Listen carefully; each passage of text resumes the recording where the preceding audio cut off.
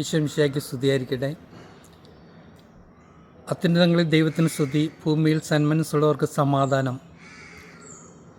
ആട്ടിടയന്മാർക്കേണ്ട സന്ദേശം ഉൾക്കൊണ്ടുകൊണ്ട് ലോകം മുഴുവനും ക്രിസ്മസിനായി ഒരുങ്ങുകയാണ്.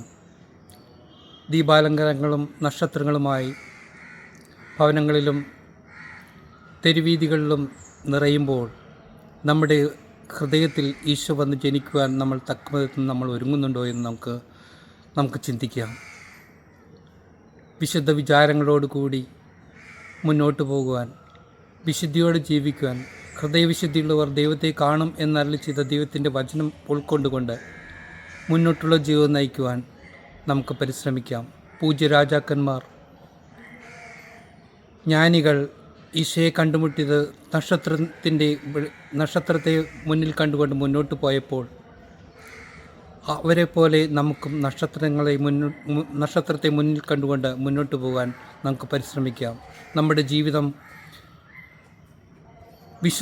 വിശുദ്ധിയോടെ മറ്റുള്ളവർക്ക് സമാധാനമായി ശാന്തിയായി മുന്നോട്ട് കൊണ്ടുപോകാൻ നമുക്ക് പരിശ്രമിക്കാം. അതിലൂടെ ദൈവത്തെ കണ്ടുമുട്ടുവാൻ, ഈശോയിലേക്ക് അനേകം മക്കളെ അടുപ്പിക്കുവാൻ നമുക്ക് ഓരോരുത്തർക്കും പരിശ്രമിക്കാം.